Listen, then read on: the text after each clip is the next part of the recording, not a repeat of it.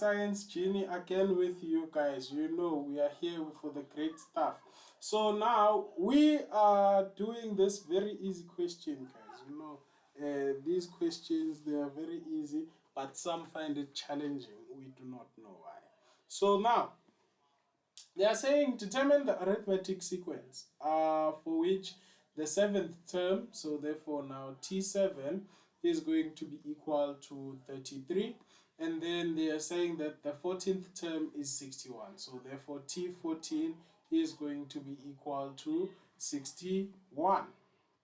So now we have to understand what they're looking for in this question. So this question, if you read fast, you would think that we are going to be doing, we are going to be finding the general term, but we are looking for the sequence. So it means that our final answer must be in the form of T1, T2, T3, and continuous like that. So now here they are saying that T7 is equal to 33. So therefore, if T7 is equal to 33, according to our formula of Tn is equal to A plus n minus 1 multiplied by our common difference, we now check on both of these conditions that we have been given.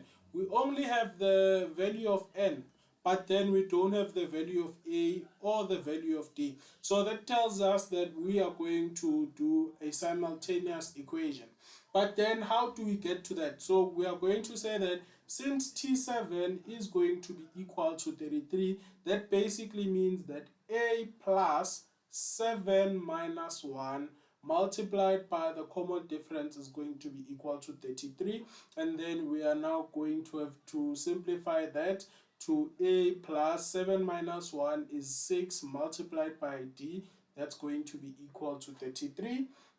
And then now when we have two unknowns like this, the one with the smallest coefficient, you make it the subject. So then now A is going to be our subject in this case, so we have to take 6 to the other side, and then we are saying that 33 minus 60 is going to be the value of A, and that's going to be our equation 1, since we can't do anything more here.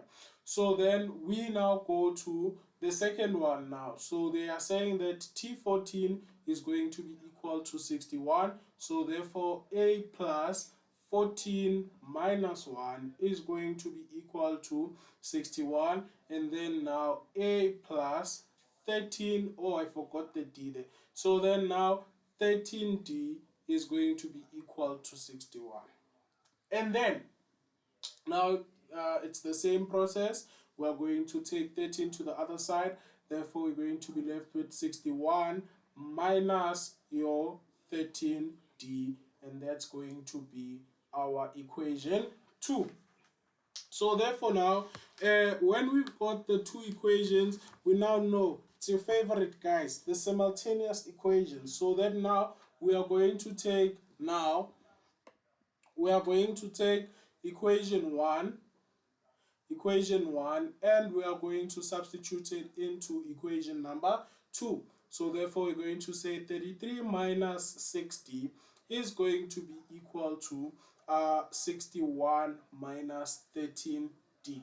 Guys, please make sure you write this step, because for equating both of these guys, most of the cases you are going to be awarded a mark there. So then now we know when we're dealing with simultaneous equations, the smallest unknown, we take it to the big unknown, and between minus 6 and minus 13, minus 6 is small, minus 13 is small, so therefore we now take it to the other side. So therefore the 13 changes the sign, then it becomes 13D minus 6D, and then we are going to say that 61 minus 33. Then we now have 13D minus 60, which is going to be equal to 7D, and that's going to be equal to 61 minus 33, that's giving us 28. Then we divide by 7 both sides, therefore D is going to be equal to 4. But we are not done. We need to find the value of A. So when we find the value of A, you can substitute the value of D either here or here, and you'd get the same answer. So then now we are going to say that A is going to be 33 minus 6 multiplied by 4, and that's going to give you a value of 9 as the value of A, guys. So then now we can now take these values and substitute them into our general term. So since our general term is Tn is equal to A plus n minus 1 multiplied by D, so therefore we can now say Tn is equal to 9 plus n minus 1 multiplied by 4, and that is going to be now our general term. So we now need to find the sequence. So we need to get T1, T2, and T3. So therefore, going to say T1 is going to be 9 plus 1 minus 1 into 4. And then we are going to get a value of 9. And then we're going to say T2 is going to be equal to 9 plus 2 minus 1 multiplied by 4, and that's giving us a value of 13. And we get T3 as 9 plus 3 minus 1 multiplied by 4, and that's going to give us a value of 14. And then guys, you have found the first three values, which would be the ones that you must show in your sequence, but you are not done. So you must represent it therefore and say that the sequence